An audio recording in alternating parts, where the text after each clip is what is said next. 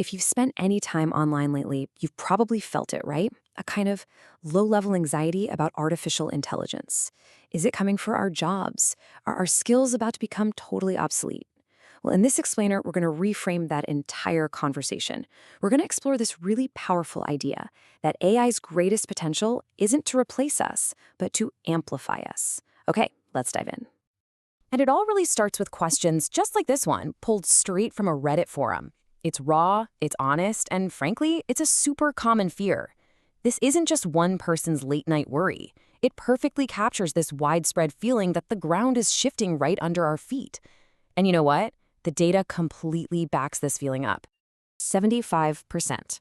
According to a recent Gallup poll, a staggering 75% of adults in the US believe AI is going to reduce the number of available jobs. Think about that for a second.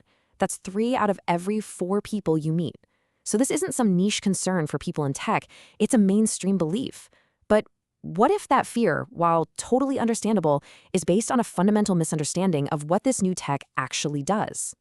So that brings us to a new way of thinking about AI and work, a new framework.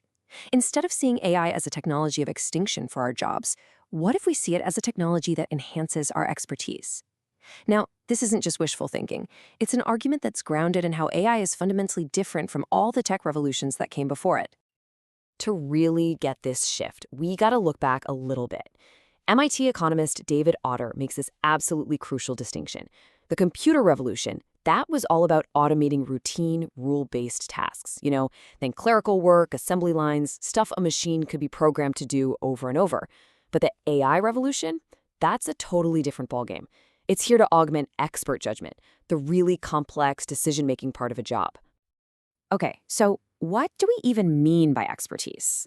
Well, it's not just knowing the rules, right? It's knowing how to apply them, how to adapt them, and how to make those critical judgment calls when things don't go by the book. Autor has this great example, an air traffic controller and a crossing guard. I mean, technically, they both manage traffic to stop collisions. But the controller's intense training, their ability to make these high-stakes calls in totally unique situations, that's why they earn so much more. That right there is the value of expertise. And this is where it gets really fascinating, because this perfectly illustrates where AI is making its biggest splash.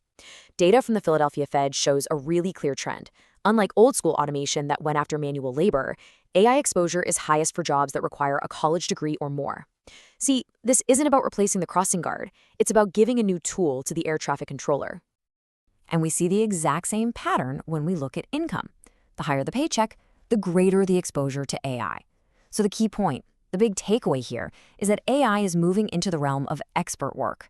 It's not just doing the boring routine stuff anymore. It's becoming a partner in decision-making for complex, high-value jobs.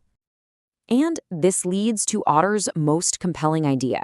He calls AI an inversion technology. Think about it. For decades, computers kind of hollowed out the middle class by automating all those routine jobs. Well, Autor argues that AI could do the complete opposite. By giving people decision support and expert guidance, it can empower a much wider range of workers to take on those high-stakes tasks that used to be only for a small group of elite experts. It could actually help rebuild the middle class. Now look, this isn't just some abstract theory. It's actually already happening. Let's take a look at how this human-AI synergy is working in the real world, with tools professionals are using right now, today. This isn't a forecast for the future, it's a snapshot of the present. People are already building what you might call their own AI copilot stacks to just get more done. They're using tools like Gamma to whip up presentations from a simple prompt, or Granola to take notes and summarize meetings for them. They're using Kria to generate these incredible visuals just from text. You pair that with something like ChatGPT for research and writing, and you've got a whole suite of copilots that are augmenting what people do, not replacing them. Okay, so boosting productivity, that makes sense. But what about creativity? That spark, that originality we think of as uniquely human. Can a machine really be a co-pilot in the artistic process? Well, a fascinating study gives us a pretty surprising answer. Researchers looked at a bunch of artists on a major platform who started using generative AI tools. They measured the creative value of their work by looking at the ratio of favorites to views. And the result? After adopting AI, the value of the art they produced shot up by a remarkable 50%. The AI wasn't the artist, but it was a tool that helped the human artist create even more valuable work. But here's the part that I think is the most incredible finding from that study. The benefits weren't just for the artists already at the top. AI adoption actually led to a more even, a more democratic distribution of success across the entire platform. So it didn't just make the best artists better, it helped level the playing field, empowering more creators to find their audience. So if AI is such a powerful co-pilot, helping us with productivity and even creativity, what's left for us to do? Well, this brings us to the most important part of this whole conversation, the irreplaceable human advantage. Because as AI gets better and better at tasks, our uniquely human skills become more valuable than ever before. So what are we talking about here? Well, first, there's deep contextual understanding, reading between the lines, getting the nuance that isn't in the data. Then there's ethical reasoning, navigating those tricky moral gray areas. AI can't do that. It also can't replicate genuine emotional intelligence or empathy. And while it's great at remixing existing patterns, that spark of true out-of-the-box innovation, that's still all us. And this goes way beyond just job skills. This is about what makes us human. Professor Sonia Livingstone puts it perfectly. For us to flourish, we need agency, the ability to make choices and see their impact.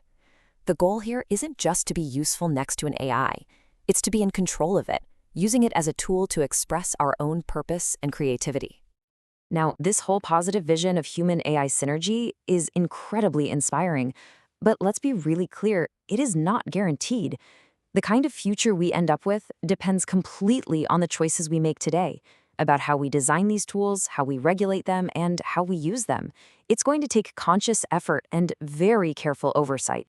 We've already seen what happens when that human oversight fails. In what some people called the AI midriff scandal, an automated photo editing tool just altered a politician's photo for a news broadcast. It created this minor but very telling controversy. See, the AI wasn't malicious. It was just a tool doing what it was programmed to do with zero context or judgment. The failure was a human failure. It was a small-scale warning of a much, much bigger challenge. And this quote from UCLA's Peter Lunenfeld just frames the real issue perfectly.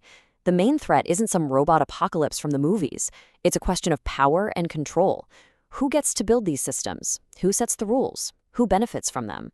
The real challenge is making sure this technology empowers the many, not just a select few. When we look at an image like this, it's really easy to see technology as this unstoppable, independent force. But we have to remember, behind every single algorithm, every data set, and every output, there are human choices, human values, and human assumptions. Ultimately, AI is one of the most powerful tools humanity has ever created. But it is just that, a tool. It doesn't have its own goals. It doesn't have its own destiny. The future of our work, our creativity, our society, it's not going to be determined by the technology itself. It's going to be determined by us. So the real question isn't what AI will do to us, but what we will choose to do with it.